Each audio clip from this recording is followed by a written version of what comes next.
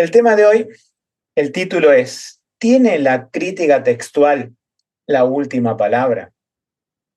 En este webinar, que es de bibliología, lo que vamos a ver es acerca de la crítica textual, como podemos decir, como lo tienen muchas personas, como la última palabra, es decir, la crítica textual ha llegado para quedarse y para regir todas las traducciones o revisiones bíblicas, y todo lo pasado, o sea, todo lo que no es crítica textual o que tiene otra posición, es obsoleto, es arcaico.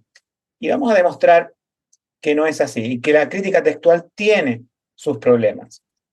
¿Qué es la crítica textual? Bueno, quizás esto es para las personas que se conectan al webinar y no tienen un trasfondo. La crítica textual es una ciencia, también a veces llamado ecdótica, que trata acerca de acumular todos los manuscritos del Nuevo o el Antiguo Testamento existentes y hacer un trabajo de comparación o de crítica textual con determinados argumentos y filosofía, con la intención, según ellos, de llegar lo más aproximadamente posible a los originales de la palabra de Dios.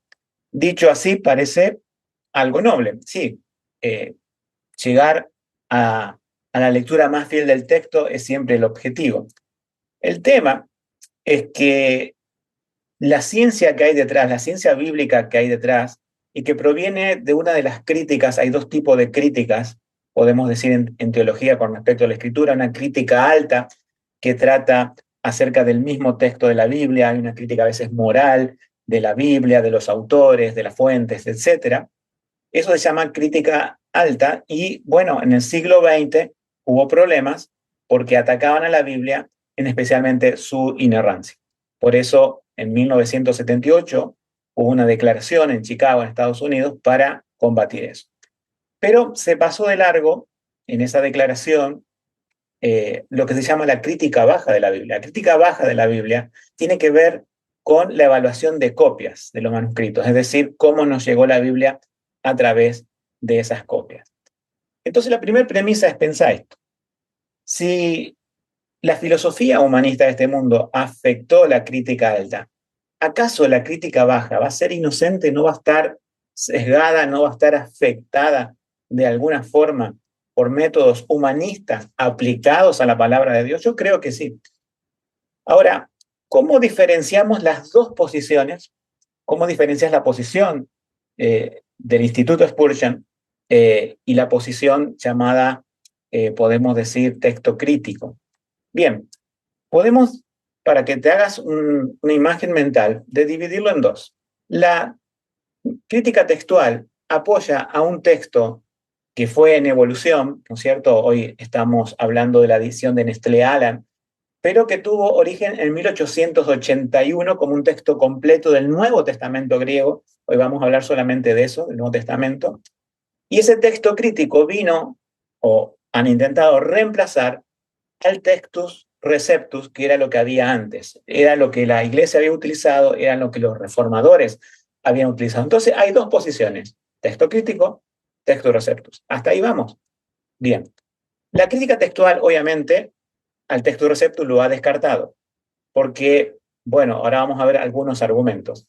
En la imagen que se ve ahí es Karl Aland, ¿sí? Uno de los críticos textuales más conocidos y famosos del siglo XX, junto con Eberhard Nestlé, después su hijo Erwin, y junto también con su esposa Bárbara, Karl Aland, podemos decir, hizo la continuación del trabajo crítico del año 1881, pero desarrollado en el siglo XX, con algunos descubrimientos más, y hoy es la base, básicamente, del 90% de las traducciones bíblicas o revisiones bíblicas. ¿Por qué edición van? Bueno, van a ir por la 29 ya. Muchas de las Biblias actuales, muchas ya se basaron en la edición 26, 27 y algunas en la 28. Bien, vamos a avanzar y te voy a explicar bien por qué la crítica textual, cuyo fin parece muy noble, tiene algunas falencias, y cómo podemos considerar la posición textus receptus o texto recibido como una posición válida y académica. Antes de avanzar, a mi primer diapositiva o lo que se ve ahí en la computadora que tengo detrás, quería remarcar que he compartido tanto en el canal de YouTube, tanto en Facebook y obviamente en el WhatsApp interno de los alumnos, un video que me enviara un amigo apreciado de Estados Unidos, es un doctor en la palabra, es un doctor en Nuevo Testamento, sabe perfectamente el griego y es uno de los defensores que admiro en cuanto a lo que es el Textus Receptus. Y ha enviado un video de saludo al Instituto Spurgeon, lo he conocido personalmente en Inglaterra hace un par de años, y hace también cierto tiempo él fundó una academia, mejor dicho, una sociedad bíblica reformada. No es una sociedad que imprime Biblias, como la Sociedad Bíblica Trinitaria, que también tiene esta posición, sino que es una sociedad de difusión de conocimiento. En esa difusión de conocimiento, déjame decirte, hay académicos, hay doctores, hay licenciados, hay personas con maestría. O sea, no hay improvisación en lo que es conocimiento, porque muchas veces se piensa esto, ¿no es cierto? Que el texto Receptus o los que defiendan el texto Receptus son personas no académicas. Sí, yo lo entiendo. En el siglo XX, gran parte a veces de los defensores del texto Receptus lo hicieron mucho, con mucha pasión, pero con pocos argumentos. Podemos decir era una era pre-internet. Y algunos grupos lo siguen haciendo con pocos argumentos, vamos a decir. Pero déjame decirte que la posición texto recibido, que es la posición del texto de la Reforma Protestante, tiene una reivindicación hoy que es académica. Y vamos a ver al final de este video cuáles son aquellos 5 argumentos que revalidan esta posición. Pero hagamos ahora un poco de historia del texto crítico, las posiciones con respecto al texto Receptus y por qué no tienen ellos la última palabra. Como un ejemplo, como algo que no tiene que ver, decir, me equivoqué de diapositiva, no. ¿Recordás cómo es la teoría de Darwin? Darwin, ¿no es cierto?, propuso en el siglo XIX la evolución de las especies, escribió un libro y bueno, ya habían varias personas que habían propuesto cosas bastante similares, pero fue Darwin el que consolidó como que básicamente ahí tenemos la escala evolutiva de un simio a un hombre, a un Homus erectus. Como podrás ver, esto lo enseñan en la escuela a nuestros hijos, lamentablemente, en las universidades, pero recordá esta palabra, es una teoría. Y una teoría no es un hecho demostrable, digamos, empíricamente, donde uno puede comprobar. Pasa de ser un hecho cuando eso se comprueba. Es decir, Darwin dice, hablando en grandes rasgos, ¿no es cierto? Descendemos de un mono, o sea, podemos decir, hay un primate, ¿sí? Que a su vez eso sale de algún ser biológico, y a su vez ese primer ser biológico o célula se genera espontáneamente con el caldo primigenio de la Tierra, una abiogénesis que se llama. He hablado sobre esto, no es mi tema hoy, pero digamos, de la nada sale vida y de la vida, de una pequeña célula, pasa al hombre pensante. ¿Cuál es el problema que no puede demostrar Darwin y nadie va a poder demostrar nunca? No solamente con el hombre, sino con todas las especies. Son esas, digamos, esas modificaciones genéticas intermedias, no que cambiaron el pico de algunos pájaros como en las Islas Galápagos, no, sino todos esos fósiles intermedios no se encuentran. ¿Por qué? Bueno, porque no existieron. Los creyentes sabemos que Dios creó al hombre. Pero ahora, ¿cuál es la astucia del mundo? ¿Cuál es la astucia de la ciencia?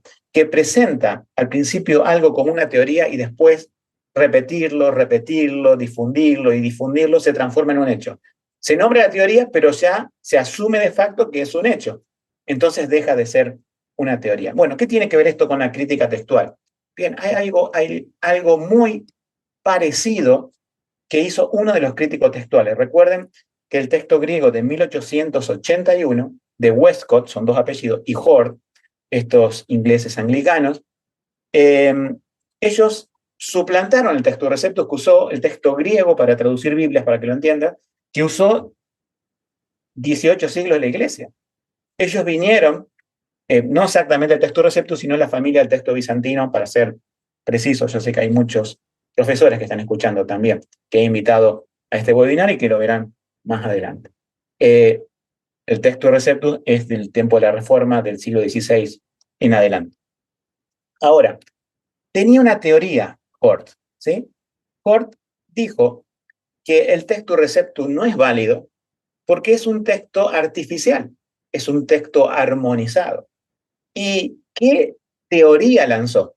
Bueno, lanzó la teoría, como se puede ver ahí, de la recensión luciana. ¿Qué es una recensión primero y quién es Luciano de Antioquía? Bien, una recensión es como una revisión cuando tenés muchos materiales repetidos y haces una armonización, podemos decir, del texto para que quede pulido, para que quede, digamos, bien legible.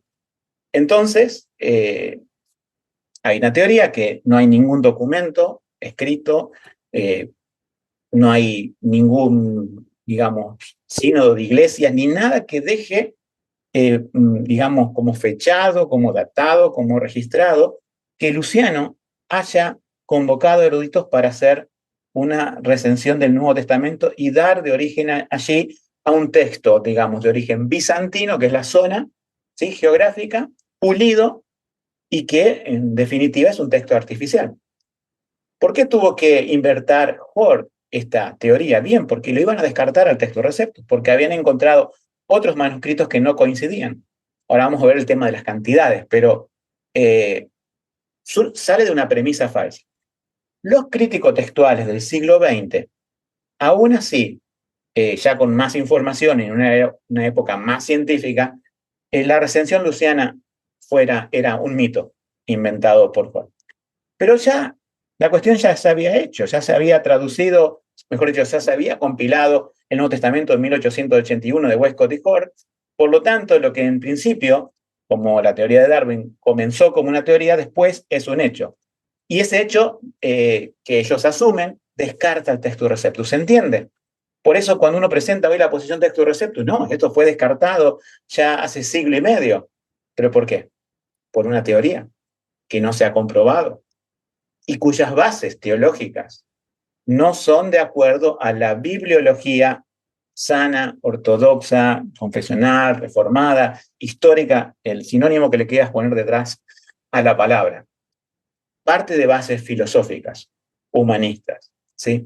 Entonces, la recensión luciana no pudo ser nunca comprobada y esto no desacredita al texto bizantino, que es la base textual, podemos decir, de esas ediciones de imprentas del tiempo de la Reforma, llamada Textus Receptus en latín o texto recibido en español. Bien, hasta ahí creo que estamos. Vamos a seguir avanzando. La crítica textual tiene siempre este as bajo la manga, que yo creo que es el principal, podemos decir, donde dice por qué ellos son la autoridad o la palabra final, porque según ellos sus manuscritos, ¿sí? Y ahora vamos a ver cuáles son, sus manuscritos son los más antiguos. Cuando en alguna Biblia basada en texto crítico encontrás un versículo con una anotación y al pie dice esto no está en los manuscritos más antiguos, y en otras Biblias que son 100% pro texto crítico directamente no vas a encontrar nada porque lo siguen 100%, pero cuando te dicen manuscritos más antiguos son los que la crítica textual y especialmente Westcott y Hort denominaron como los mejores manuscritos. ¿Cuál es la teoría de ellos? Bueno, la teoría es que la calidad, entre comillas, como ellos dicen, se impone a la cantidad. Vamos a poner un número muy grueso, ¿sí? De los más de 5.500 manuscritos griegos del Nuevo Testamento, del 90 al 95%, escucha bien, del 90 al 95% pertenecen al Textus Receptus o texto recibido, o sea, la familia bizantina, ¿sí? Pertenecen ese 95-90%. Solamente de un 10 a un 5% es de la familia alejandrina o lo que se llama, lo que apoya mayormente las variantes del texto crítico. Te das cuenta que ellos han abandonado primero el uso histórico del texto que usó la iglesia, ¿no es cierto? Y por otro lado, han abandonado la mayoría.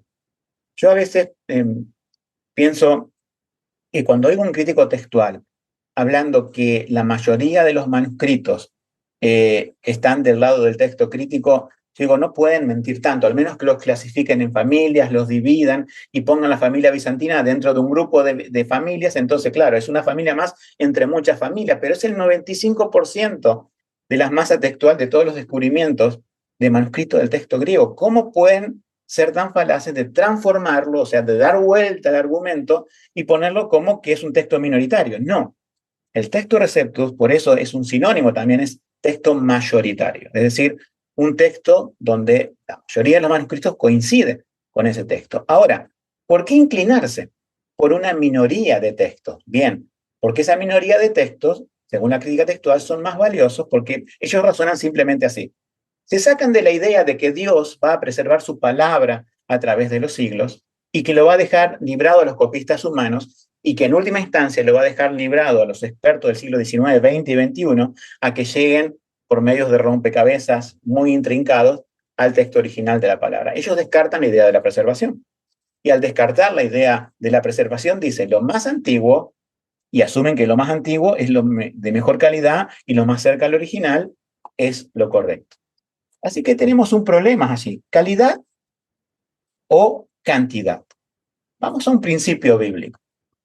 ¿Es importante la resurrección de Jesucristo? Claro, sobre eso descansa nuestra fe. Si Cristo no resucitó, es vana nuestra fe. Ahora, ¿qué pensarías si alguien te dijera que no importa la cantidad de testigos que vieron al Señor Jesucristo, sino que nos referimos a 3 o 4 testigos? Las mujeres que fueron, María Magdalena, al sepulcro, Pedro, Juan, y que ese testimonio, con eso nos quedamos y con eso basta porque fueron los que estuvieron más cerca de la tumba vacía. Pero sabemos, por todo el Nuevo Testamento, en especial ahí por esta cita, búscala en tu casa, 1 Corintios 15, 5 y 6, que el Señor Jesucristo se apareció, obviamente, no solamente a María Magdalena y algunas personas al principio, sino a los 11 apóstoles, y dice Pablo, se apareció a más de 500 hermanos, o más de 500 hermanos. ¿Qué está puntualizando ahí la Biblia? Recordá que le inspiró el Espíritu Santo, está puntualizando un hecho histórico. Y ese hecho histórico nos dice que la cantidad importa, no la calidad de testigos solamente, sino la cantidad. De nada valdría de que basemos, ¿no es cierto?, el testimonio de la resurrección solamente en 2 o 3 testigos o una parte minoritaria de testigos. Dios quería demostrar que la resurrección de su Hijo, que fue real, que fue histórica, estuviera atestiguada por muchos testigos. Oh, ¿cómo Dios procede con su palabra? Te preguntarás. Pensar un momento. Igual, Dios va a preservar su palabra con muchos testigos textuales, no con pocos selectos y que un grupo de eruditos tenga que decir, no, estos son los de mejor calidad, son los mejores manuscritos. Te das cuenta que allí hay en la crítica textual algo que contradice, podemos decir, el sentido común bíblico, la doctrina bíblica. Un lado la preservación, que vamos a verlo un poquito ahora, pero de otro lado el tema de la mayoría. Suponete esto, si eres un profesor y tienes que hacer un dictado de clase, estás enseñando lengua española y vas a hacer un dictado a alumnos de, no sé, cuarto grado y que todos saquen una hoja y le vas a hacer un dictado de unas 400 palabras. Obviamente vas a ir a un ritmo, vas a hablar, podemos decir, rápido o un ritmo de modo que le exija un poco al estudiante. Vamos a ponerlo un poquito complicado. Y esos 30 estudiantes, supongamos, se inicia el cronómetro, comienza el dictado, pasan, no sé, 15, 20 minutos, cronómetro fuera, nadie más escriba.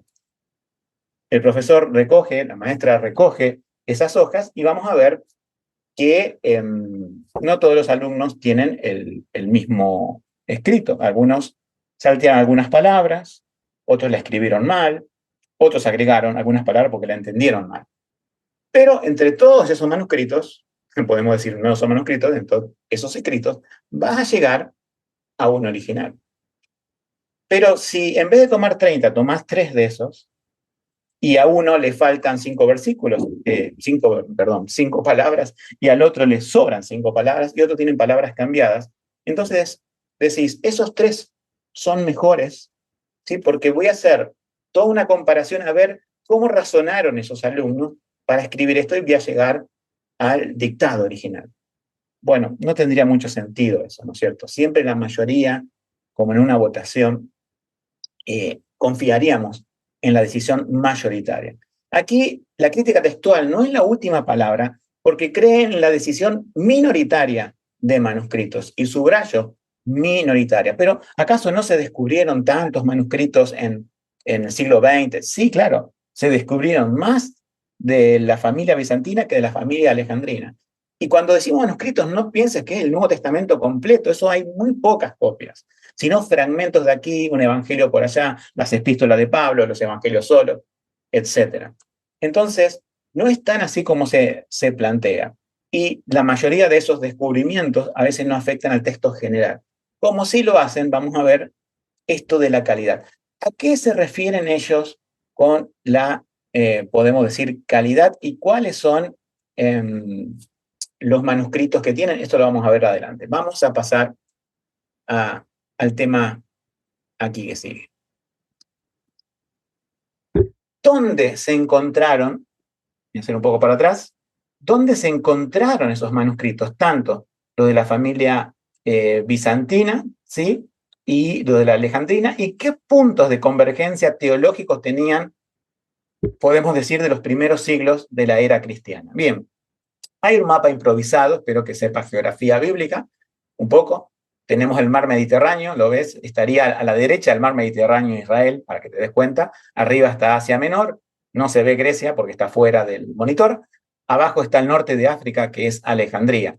Entonces tenemos Antioquía, un centro bíblico donde obviamente las misiones de Pablo, las primeras iglesias, y después toda la influencia que tuvo en Asia Menor, viene de la escuela de Antioquía. ¿Cómo era la escuela de Antioquía? Era una escuela fiable, era una escuela ortodoxa, era una escuela literal y que era una escuela influenciada mayormente por las iglesias que estaban a su alrededor.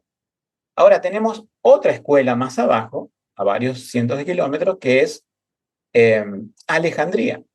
Alejandría, en Egipto, ¿no es cierto? Esa escuela era más interpretativa, podemos decir, no diría yo interpretativa, sino que alegorizaba el texto, eran más alegóricos del texto, eran más enmendadores del texto y por qué no, posiblemente el texto podría tener cambio. Las herejías principales han salido siempre de la escuela alejandrina y la ortodoxia ha salido de Antioquía. Más arriba, así de Asia Menor, veríamos lo que después se transformó en Bizancio, ¿sí? Hoy Estambul, para que te des una idea en el mapa de Google, pero para que veas dónde estaban los textos.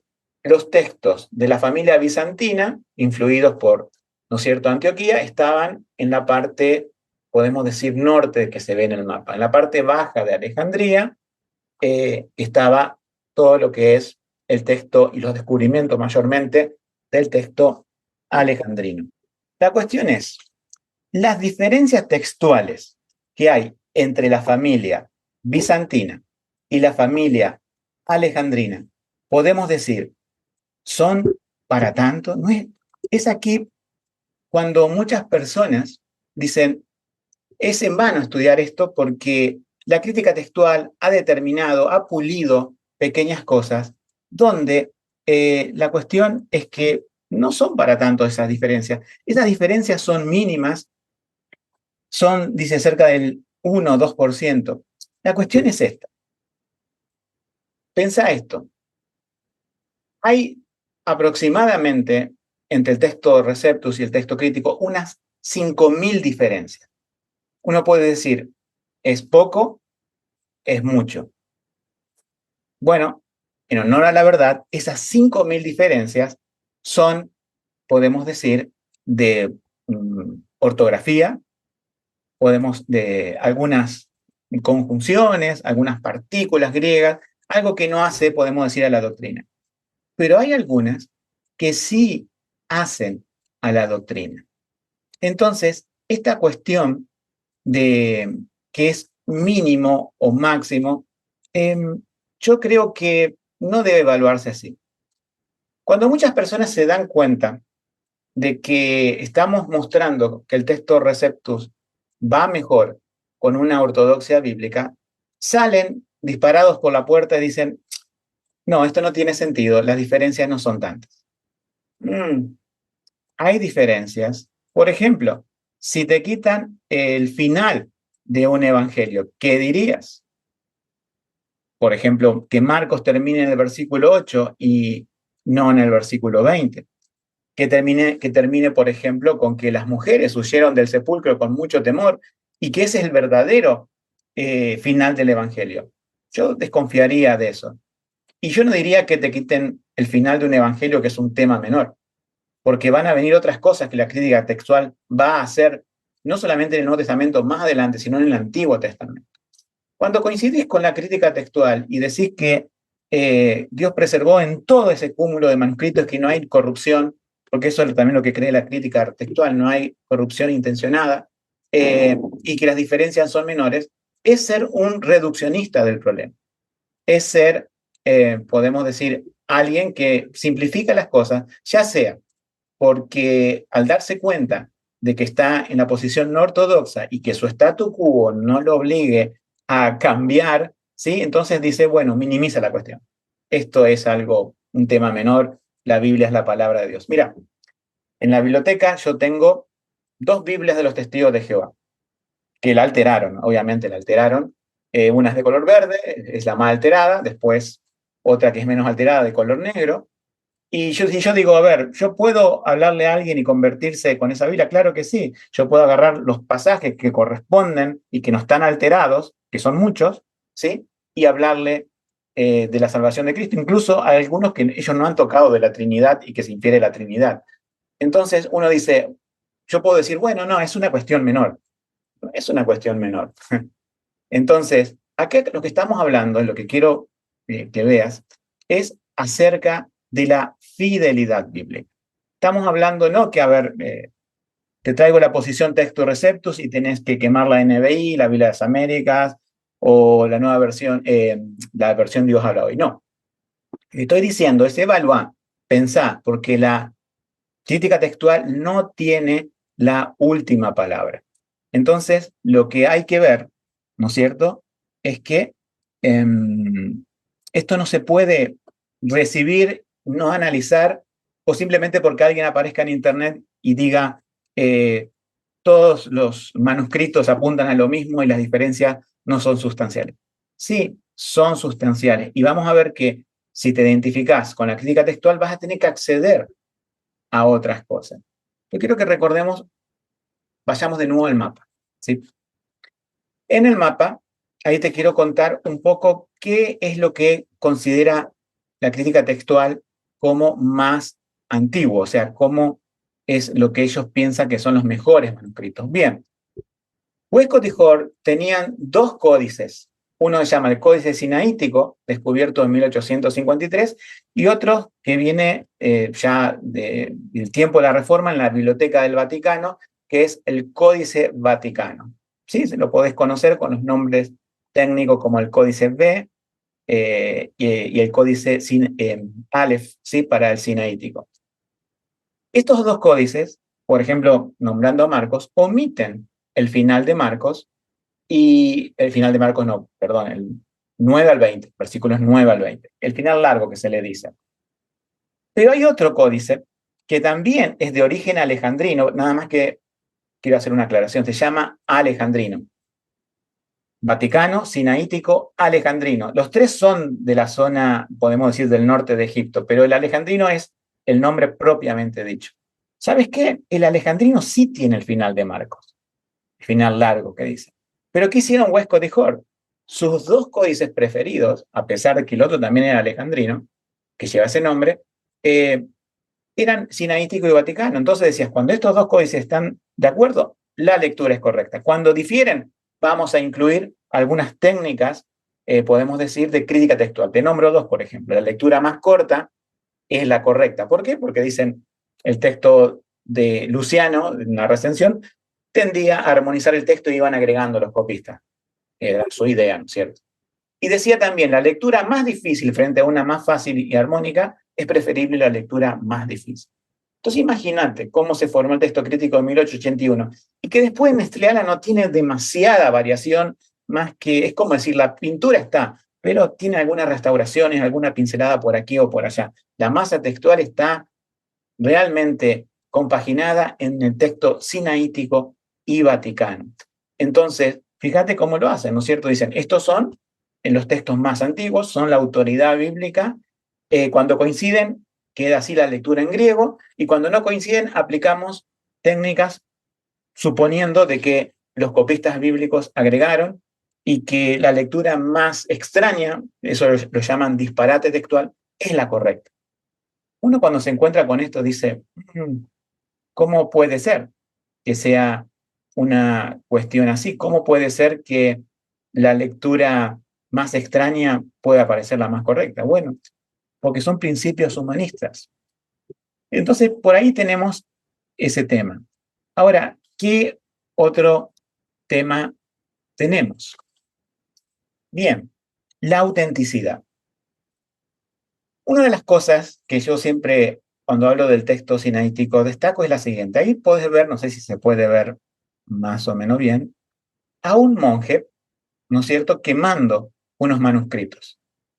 ¿Cómo lo descubrieron el Códice Sinaítico? Bueno, un arqueólogo, Tischendorf, de apellido, eh, fue ahí a ese convento de Santa Catalina, en el monte Sinaí, por eso se llama el Códice Sinaítico, en busca de manuscritos bíblicos. Él ya tenía esa comezón de suplantar al Textus Receptus. Y bueno, encuentra monjes, y esto es histórico, ¿no es cierto? No estoy inventando, que están quemando manuscritos. Si los mismos católicos quemaban estos manuscritos es porque ni ellos le daban el uso, ¿sí? Pero él rescató al principio algunos manuscritos, después, unos años después volvió y tiene allí el Códice Sinaítico, Codex Sinaítico. Uno dice, qué extraño, ¿no es cierto?, que Dios, vamos a ponerlo entre comillas porque no es lo que creemos, haya guardado en los siglos algo que estaba fuera de uso y que encima iba a ser quemado. Y que el texto que tuvo la iglesia histórica, en especial la iglesia de la Reforma, haya sido el texto equivocado. Nuevamente, no salgas por la puerta corriendo diciendo, no, los textos coinciden. No, no es tan simple. Acá, entonces, ellos dicen que la autenticidad es porque es más antiguo.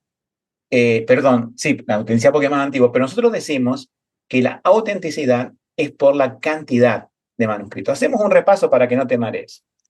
Texto crítico, ¿sí? De este lado, texto crítico. Pocas copias, más antiguas, la crítica textual se inclina por ellas porque le da toda autoridad.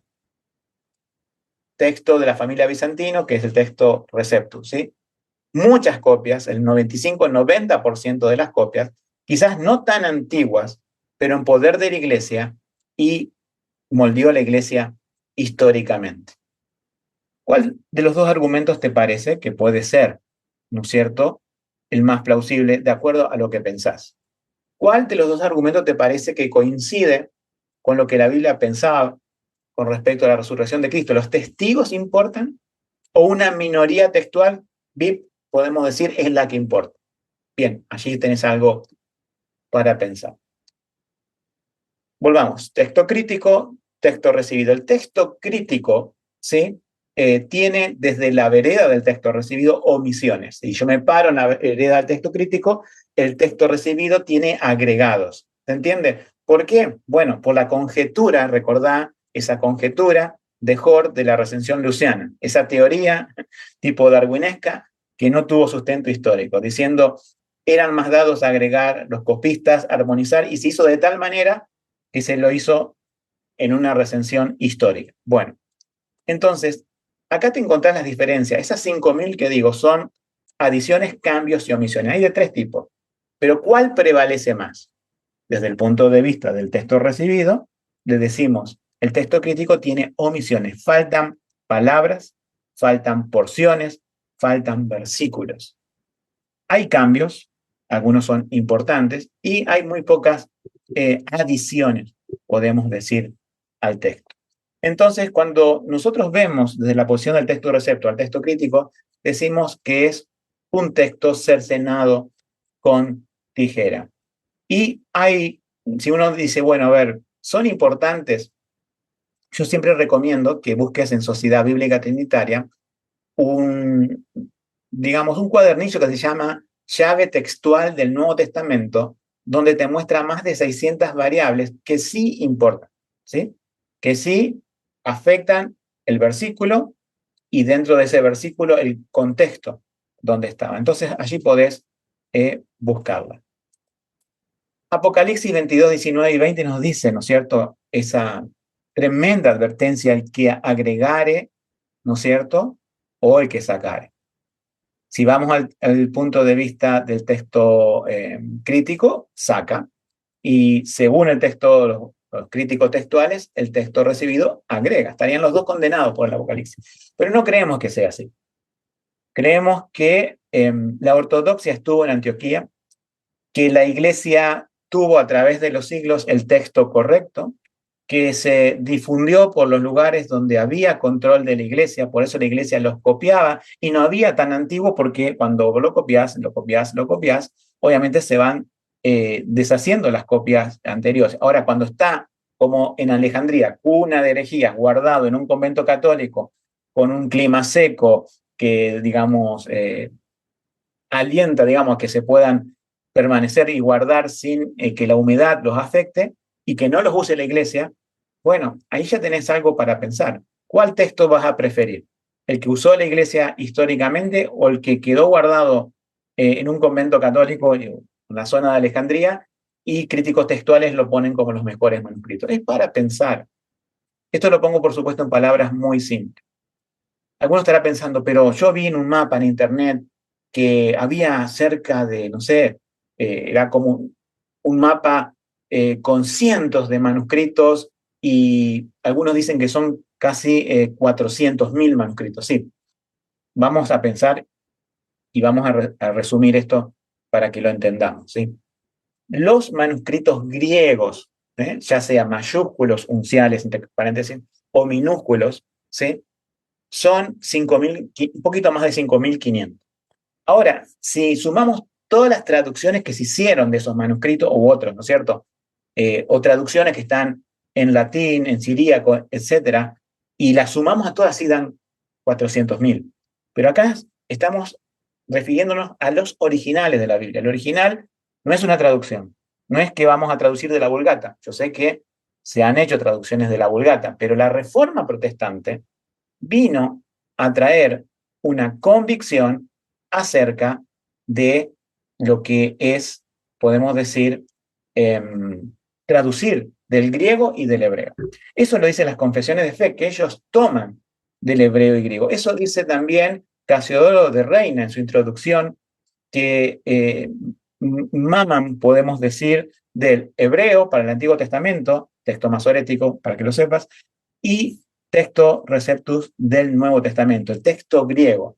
No usan la Vulgata de Jerónimo del siglo IV, sí pueden comparar con otras traducciones, pero es importante que estamos hablando de los originales de la Biblia que llegan a través de las copias. Bien, hasta ahí vamos.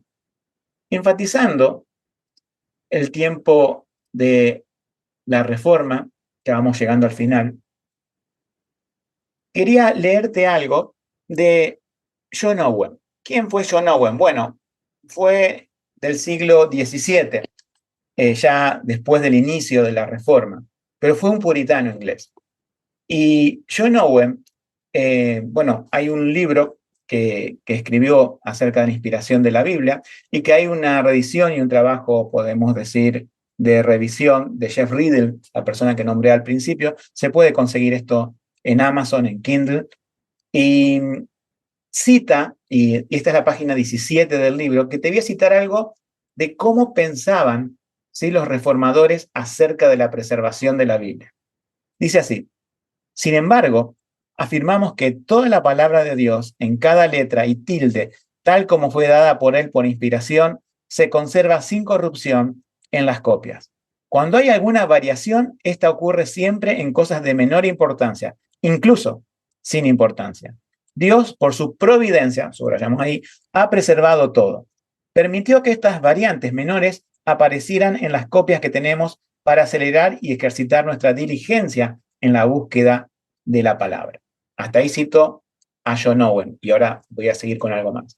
Lo que está diciendo Owen es lo mismo que dice la Declaración de Westminster en el capítulo 1, inciso 8, o lo que dice la Declaración de Fe Bautista de 1689, también capítulo 1, inciso 8, acerca de que Dios preservó por su especial cuidado y providencia el texto de su palabra puro a través de los siglos. Si tuvieras que hacer una fórmula matemática de eso, una ecuación, pondrías en un término de la ecuación, ¿no es cierto?, es la providencia de Dios. Importante, la crítica textual, la providencia de Dios la toma como que está supeditada al hombre. Pero bueno, ponemos la providencia de Dios, su especial cuidado con los textos bíblicos y ponemos la ecuación tiempo a través de los siglos. Eso nos da la doctrina de la preservación bíblica. Esa ecuación no cuadra con la crítica textual, que piensa que hubo una discontinuidad del texto bíblico, que hubo una armonización artificial, que la iglesia pasó 19 siglos sin el texto puro y que Westcott y Hort y después Nestlé y Aland nos entregan un texto más puro o más cerca del original. Un Dios que en su providencia se maneja así sería un poco raro, ¿no es cierto? Y ya los argumentos que ellos mismos utilizan no cuadran con la revelación interna de la Biblia en cuanto a la doctrina de la preservación. Pero ¿qué más decía John Owen? Escucha esto, porque estamos hablando del siglo XVII. Dice, un hombre erudito llamado Ludovicus Capellus, ¿sí?, intentó recientemente estudiar las variaciones de las copias del Antiguo Testamento hebreo. Luego hizo conjeturas inciertas y alteró el texto tradicional haciendo uso de comparaciones con traducciones corruptas. O sea, lo que está diciendo John Owen en el siglo XVII es lo mismo que hicieron Westcott y Hort en el siglo XIX, nada más que con el Nuevo Testamento. Él se asombraba que Ludovicus tomara el texto hebreo, pero dice, no, no es suficiente el texto hebreo, como decían los reformadores, ¿sí?, y las traducciones del tiempo de la Reforma, sino que seguramente comparó en ese momento con Septuaginta y demás para hacer un texto nuevo del Antiguo Testamento. Y él dice no, porque Dios preservó su palabra a través del tiempo. Ahora, si te identificás con los principios reformados de la bibliología, yo quiero aclarar esto. Muchos que me están viendo a lo mejor no son reformados de doctrinas, entiendo, no estoy hablando de eso. Estoy hablando de la bibliología del tiempo de la Reforma. Lo demás es ya otra cuestión, que no me voy a meter ahora, me meto en otros módulos del Instituto Spurgeon. Pero lo que sí te digo, si estás de acuerdo con las confesiones de fe de la Reforma, la bibliología de Reina y Valera, las opiniones de John Owen, no puedes ir con el texto crítico, porque el texto crítico te dice claramente que hubo una transmisión, una corrupción y una restauración. De hecho, hay un libro de un conocido, ¿no es cierto?, crítico textual llamado Meyer, que tiene ese título, la transmisión, corrupción y restauración del texto crítico. Si hay corrupción, no hay preservación providencial. ¿Quedan claro esto? Yo quiero detenerme aquí, porque realmente, si alguno dice, sí, yo adhiero a Westminster, adhiero a la confesión de fe de 1689 en cuanto al capítulo 1, inciso 8, de la preservación bíblica, pero usás el texto crítico, lo cual se opone a eso. O sea, es ahí cuando algunos, ¿sí?, salen por esa tangente, salen corriendo diciendo, no, después de todo esto no es tan grave. Tenés un dilema ahí, si sos pastor, sos maestro bíblico, aún como miembro de la iglesia tenés que ver este tema, tenés un dilema allí, porque no se pueden ser las dos cosas al mismo tiempo. No se puede contradecir las confesiones de fe y estar en desacuerdo con Owen, que es una voz reformada e importante, siendo detrás del texto crítico que tiene otra forma de pensamiento. Y te digo algo más, lo que pasó allí en el siglo XVII que te dice Owen, va a pasar con el Antiguo Testamento, ya está pasando, que de aquí a algunos años va a ver que van a salir un texto ya no de Nestlé Aland del Nuevo Testamento, sino del Antiguo Testamento, y versiones seguramente basadas en texto crítico, van a ir a modificar su Antiguo Testamento. ¿Qué vas a hacer allí cuando se modifique el Antiguo Testamento, si ya permitiste que en el Nuevo Testamento o sea irrelevantes las modificaciones o realmente apoyas la crítica textual. Esto va a pasar y sin duda llegará en su momento. Bien, déjame decirte, para ir finalizando, ¿a qué apuntamos con este webinar? ¿A qué apunto con este webinar? Bueno, mira, quiero tener una opinión humilde. Soy muy apasionado en lo que defiendo, pero no quiero cometer el error de los que muchos dijeron, no, todos los que son del texto crítico son del diablo. No. Personas que yo aprecio mucho, pastores, siervos de Dios, que tienen la posición crítica, yo la respeto y no por eso digo que son de Satanás, no por eso digo que no amen la palabra de Dios ni que estén predicando mentiras. No vamos a llegar a esa exageración, ¿sí? Tampoco quiero decir, bueno, la posición texto recibido me vuelvo totalitario y trazo una línea y digo, todos los de aquí para allá, sí, son herejes. Tampoco. Lo que pretendo es, pónganlo en consideración.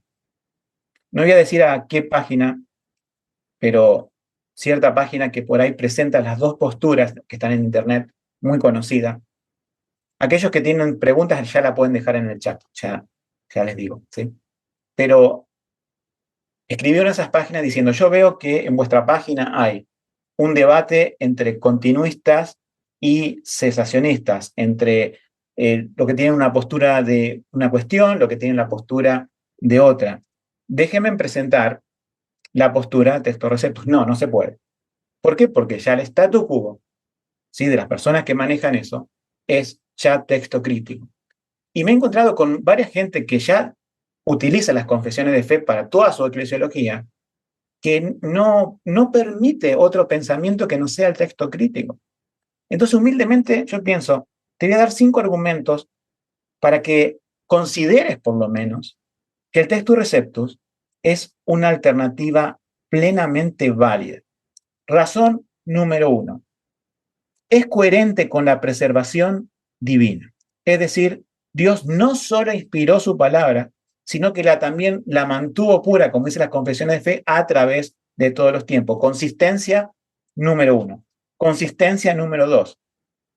Es coherente con la difusión providencial. Ese, podemos decir, números de copias. El texto que Dios preservó es el que Dios multiplicó. O sea, Dios utiliza a su iglesia para multiplicar su texto y no que algunas personas extrañas en Alejandría guardan un texto que se transforma en el texto preferido o el texto más antiguo y con eso solucionamos el tema de la fidelidad bíblica.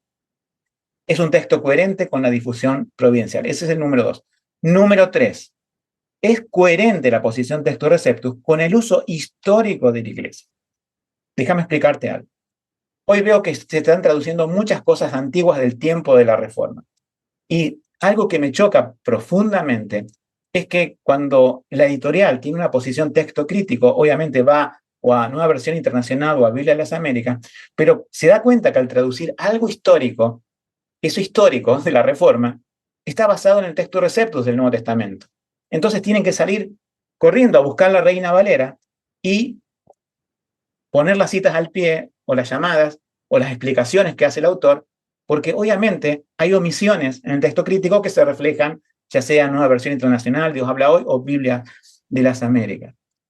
Nos damos cuenta que necesitamos un poco de coherencia en esto. Por lo menos, si antes no tenías en cuenta el texto receptus, considéralo.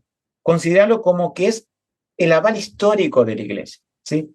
Cuarto, es coherente con la Reforma y sus confesiones de fe, ¿sí? Hemos visto y he nombrado ya Westminster en 1689 y también con el testimonio de los reformadores de aquel tiempo, sean los reformadores iniciales o la posreforma, ¿sí?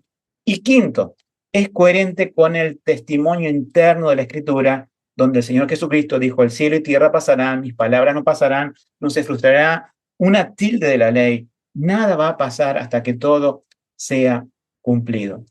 El Señor tiene en cuenta su palabra que es como plata refinada en oro, 7 veces es pura, y que Él la preservó, Él la guardó y Él la va a seguir guardando a través de los siglos. Entonces, tenés este desafío. Este webinar no pretende imponer, no pretende trazar un abismo de división, sino que por lo menos en las personas que antes no pensaban en el texto Receptus como una opción válida, académica, histórica y mantenida con criterios bíblicos, a partir de ahora puedan pensar de manera correcta respecto al texto Receptus. Bien, pregunta número 1. Voy a tratar de ser bastante rápido en la contestación porque vamos a dedicarle unos 15 minutos. La Biblia Reina Valera 60 es recomendada por texto fiel a la Iglesia Reformada. La 60 está hecha por Sociedad Bíblicas Unidas y todas las letras itálicas, bueno, esto es muy largo de explicar, porque quería imponer Sociedad Bíblicas Unidas después traducciones no basadas, ¿no es cierto?, en la traducción literal de la Biblia, sino versiones más dinámicas. La 60 está basada en Textus Receptus, obviamente, pero Sociedad Bíblica Trinitaria hizo una revisión, ¿no es cierto?, y he estado en esa revisión, para, digamos, corregir varios errores, no de la 60, sino que se tomó la 1909, para armonizar las lecturas con el Textus Receptus de Reina y Valera. Es decir, fuimos a los textos recibidos que tenían en esa época Casiodoro de Reina, Cipriano de Valera, y hubo alteraciones históricas. Se dieron en 1862, se dieron en 1909 y se dieron en 1960. Pero básicamente sí, es una versión con pequeños matices de texto crítico basada en el Textus Receptus. Esos pequeños matices deben ser corregidos, pero obviamente Sociedad Bíblica Unida no lo va a hacer, por eso en Sociedad Bíblica Trinitaria tenés la Reina Valera SBT. Te invito a ver las bases de esa traducción en reinavalera.online. ¿Cuál es la mejor versión de la Biblia? Bueno, la que acabo de recomendar, podría decirlo porque obviamente no es un condicionamiento, pero sí. ¿Qué opinión tiene de la Pellita? Bueno, el tema de la versión Pellita, al principio la antigua versión traducida al siríaco no es lo mismo que una edición crítica de nuestro tiempo llamado Pellita. ¿Qué opino? Que es una, podemos decir, una traducción bíblica, no estamos hablando del original, ¿sí? Pero obviamente nosotros en español tenemos la Reina Valera como nuestra Biblia, podemos decir de norma, otros en otro idioma, y la Pellita es una versión histórica, siempre y cuando no esté alterada actualmente, digo, por los trabajos actuales, pero que en su momento tenía valor y fue uno de los grandes argumentos, creo que de Tim Burgon, que fue un defensor del Textus Receptus, ¿no es cierto?, entre finales del siglo XIX y principios del XX, que decía que esta versión siríaca era del siglo II y que respaldaba justamente muchas lecturas del texto recibido. Pero, digo, sería una Biblia de consulta, pero no una Biblia de norma. 4. ¿El texto recibido, todas sus ediciones, es inspirado por el Señor o solamente los autores originales? No, solamente los autores originales. Esto es muy importante. Muchos dicen que hay versiones inspiradas. Hay un movimiento Only King James, que no estamos de acuerdo. Ni yo, ni el Instituto Spurgeon, ni Jeff Riddle, ni la Sociedad Bíblica Trinitaria, que no pensamos que haya versiones inspiradas, ¿sí? Son los originales los inspirados. Sería una locura decir que una versión es inspirada o que un Textus Receptus, porque hubo cerca de 30 ediciones en el tiempo de la Reforma, es inspirado. Recuerden que nosotros vamos con la mayoría textual, ¿sí?, que queremos que Dios preservó. Y como decía Owen, las diferencias, cuando él habla de diferencias, no habla entre el Textus Receptus y el texto crítico, está hablando dentro del Textus Receptus, son menores y son sin importancia, y algunas, como él decía, sin ninguna importancia. ¿Cómo es que salieron las peores herejías de Alejandría cuando Atanasio y Cirilo de Alejandría defendían vehementemente la Trinidad y la encarnación de Jesús de todo el imperio romano? Bueno, las herejías salieron de allí y muchas personas se convocaron allí para combatirlas y se hicieron concilios de la iglesia. Pero estamos hablando de concilios del siglo IV y V. Anteriormente hay padres de la iglesia que se los llaman a veces así, por ejemplo, Orígenes, donde te vas a encontrar con muchas cosas extrañas en lo que se refiere a criticismo textual, ¿sí? Quizás no lo aclaré, y eso es buena la pregunta, cuando lo estuve dando, que depende en qué siglo nos estamos refiriendo. Si vamos ahora a Alejandría, nos encontraríamos con otra cosa. Bien, hay dos preguntas más, tres creo, y con esto termino. ¿Cuánta diferencia en porcentaje hay entre el texto recepto y el texto crítico en cuanto al Nuevo Testamento? Diferencia de porcentaje. Bueno, podríamos decir, si son 5.000, tendrías que dividirlo por la cantidad. Bueno, pues son 5.000 variantes, no son 5.000 versículos. Si vamos a contar cada palabra de la Biblia, se diluyen ahí las diferencias.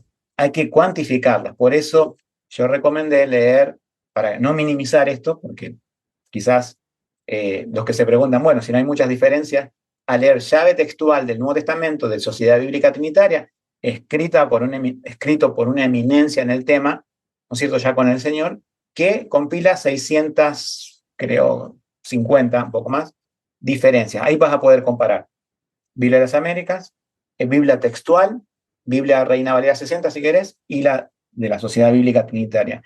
Y te vas a dar cuenta qué tan grave o no, vas a tener que analizar, son esas diferencias.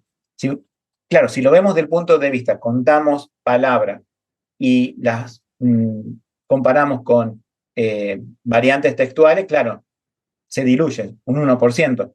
Entonces, pero no se debe comparar así. Pero otra cosa que te digo para contestar a esta pregunta, si aceptás la crítica textual en materia de fuente textual, la vas a tener que aceptar en materia de traducción, porque también la exótica tiene sus fallas allí. No es el momento del webinar para tratar de eso, quizás en otro trate lo que son filosofías de traducción. Penúltima, ¿cuánta diferencia? Perdón, es lo mismo, dice. ¿Cuánta diferencia hay entre la Biblia Reina Valera 60 en cuanto al Nuevo Testamento con el texto crítico edición 29? No tiene sentido la pregunta porque la 60 dice que no se basa en el texto crítico. Entonces lo que tiene entra como sesgado, digamos, entra así como que no te dijeron que consultaron el texto crítico. La Reina Valera contemporánea sí se basa, creo que la primera edición, en la versión 26 de Nestlé Aland. Si algunos se preguntan, no lo dice la pregunta, pero infiero que te interesa, ¿cuántas diferencias hay en 60? No hemos hecho un trabajo de eso todavía. En Sociedad Bíblica Trinitaria podés encontrar cuántas diferencias hay con 1909 en los 4 evangelios. Déjame decirte que si encontrás ese, yo lo puedo poner después aquí en las redes sociales, si encontrás ese artículo, tenés para entretenerte comparando 1909 y, por supuesto, va a impactar todo en 60. Última pregunta. Dice, hermano Alejandro, ¿su posición no sería más consistente con el texto mayoritario antes que el receptus? ¡Qué pregunta! No. El texto mayoritario, hay una confusión de términos, y con esto termino, porque esta pregunta amerita una aclaración que no la di en el webinar. Hay trabajos modernos, por ejemplo, de autores como Hodge y Fastat, ¿sí?, o Robinson, Pierpont, que hicieron cada uno de estos dos hombres una compilación, mejor dicho, un trabajo crítico, o sea, bajo el mismo aparato de crítica textual de la exótica moderna, hicieron un criticismo textual dentro del texto bizantino y lo llamaron texto mayoritario, tanto uno como otro, ¿sí? ¿Sí? Hodge, Bastard, Robinson, Pierpont. Hay que buscarlo en internet a eso. Tengo un escrito en un blog del Instituto Spurgeon de eso. Ese texto que se llama como un nombre comercial mayoritario no debe confundirse con la atribución de texto mayoritario que se le dio al texto recibido en el tiempo de la Reforma. Esto es un error muy común y que pasa, ¿sí?, a menudo de confundir texto mayoritario con el texto recepto. Obviamente, ¿por qué no estoy de acuerdo con el texto mayoritario moderno? Bueno, porque nuevamente toman esos principios humanistas, nada más que en vez de tomar, por ejemplo, el texto occidental, que hoy no hablamos, del texto alejandrino y el texto bizantino, y hacer, podemos decir, un ensayo crítico de eso, no, ellos toman el bizantino y descartan, podemos decir, la historicidad del texto recibido. Por eso no estoy de acuerdo, porque introducen, no son muchas, no son grandes, variantes con respecto a la lectura del texto tradicional de la iglesia. Claro que si me preguntas, ¿Qué prefiero, texto crítico o esas ediciones del texto mayoritario? Prefiero esas ediciones del texto mayoritario. Pero mi corazón está con el texto Receptus, podemos decir. Bueno, muchas gracias por estar ahí. Se ha hecho un poco largo. Este tema es apasionante, este tema es complicado, es intrincado. Yo te digo, para que averigües, yo te dije que esto era también una cuestión, ¿sí? No de personas que no tienen estudio ni nada, sino que es una cuestión, ¿sí? De personas a lo largo del mundo que están defendiendo la posición texto receptus y texto también del Antiguo Testamento, conocido como masorético, desde un punto de vista académico. Yo te invito a seguir buscando eso. Y te hago un resumen para que al terminar esto puedas o comprar el libro de Jeff Riddle que habla acerca de la autoridad de las escrituras, que se basa en el libro de John Owen.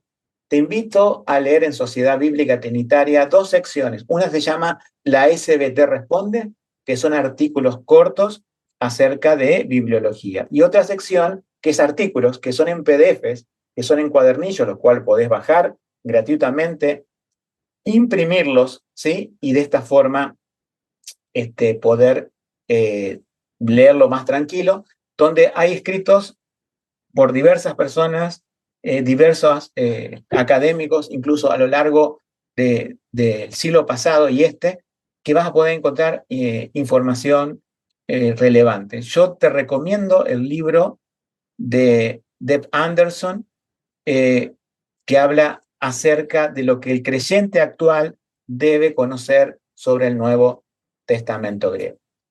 Bien, que el Señor te bendiga. Gracias por estar allí.